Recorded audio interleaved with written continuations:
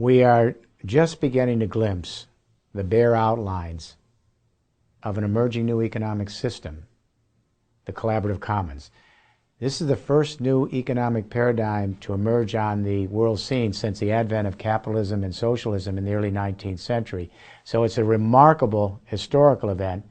It has long-term implications for society. But what's really interesting is the trigger that's giving birth to this new economic system. The trigger is something called zero marginal cost. Now, marginal costs are the cost of producing an additional unit of a good and service after your fixed costs are covered. Business people are all aware of marginal costs.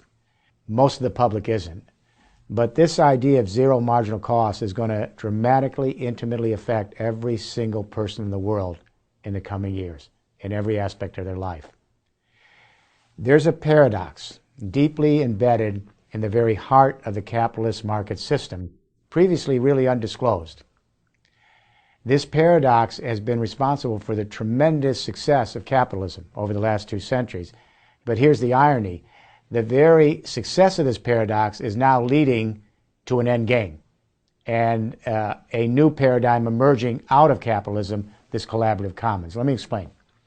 In a traditional market, sellers are always constantly probing for new technologies that can increase their productivity, reduce their marginal costs so they can put out cheaper products and win over consumers and market share, beat out their competitors, and bring some profit back to investors.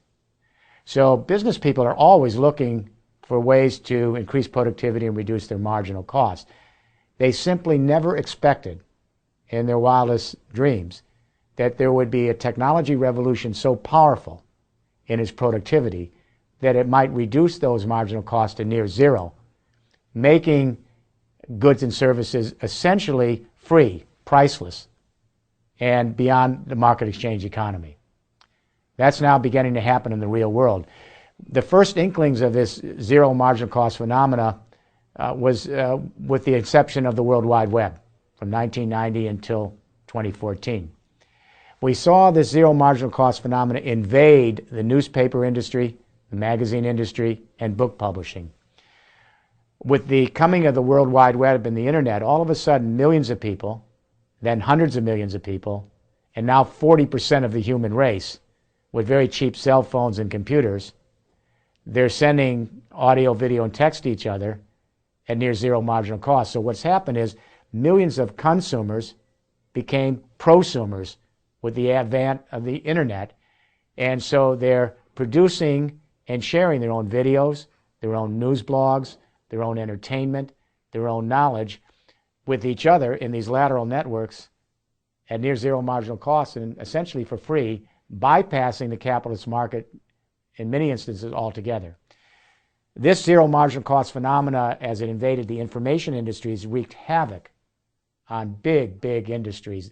Newspapers went out of business. They couldn't compete with near zero marginal cost. Magazines went out of business.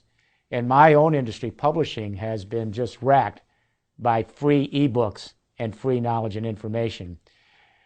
But you know, the strange thing about it is, at first, a lot of industry watchers said this is a good thing. Because if we give out more and more information goods free, and people are producing and sharing it free, these freemiums will stimulate people's appetite to want premiums and then upgrade this free goods and information by getting more customized information. I'll give you an example. Musicians give away their music free when they started to see this happen, hoping that they would get a big, loyal fan repertoire, and then their fans would be enticed to go to their concerts and pay premium in order to, you know, be there in person. And then, of course, we saw this with newspapers. The New York Times will give you 10 free articles a month, freemiums, hoping that you'll then upgrade to premiums and buy their subscription service. It didn't happen on any large scale.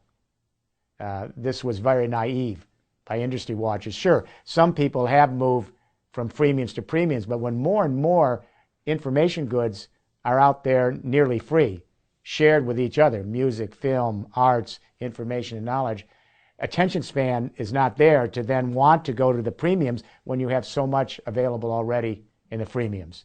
So economists have come back recently and they said, all right, we understand that information goods are moving toward near zero marginal cost, devastating the newspaper industry, magazines, book publishing, etc. But there's a firewall here. That this near zero marginal cost phenomena on the internet, it won't pass the firewall into the physical world of physical goods and services, the brick and mortar world, the world of energy and physical products. That's no longer the case. There's a new technology revolution coming online that's making it possible for millions and soon hundreds of millions and eventually billions of people to not only produce and share their own information goods, but now energy and physical goods.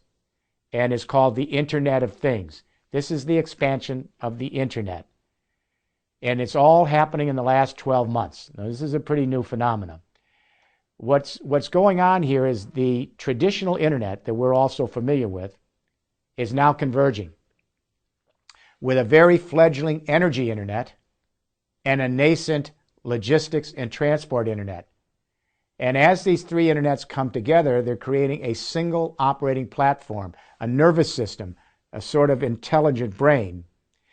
And they're taking this brain and they're attaching sensors now across the entire value chain of the economy to feed into this three Internets: energy, communication, and logistics. So right now, we have 13 billion sensors out there connecting appliances and things with human beings. We have sensors connecting resource flows in nature.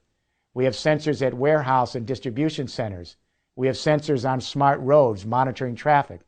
We have sensors on the factory floor constantly keeping up-to-date information on the flow of production in the factories.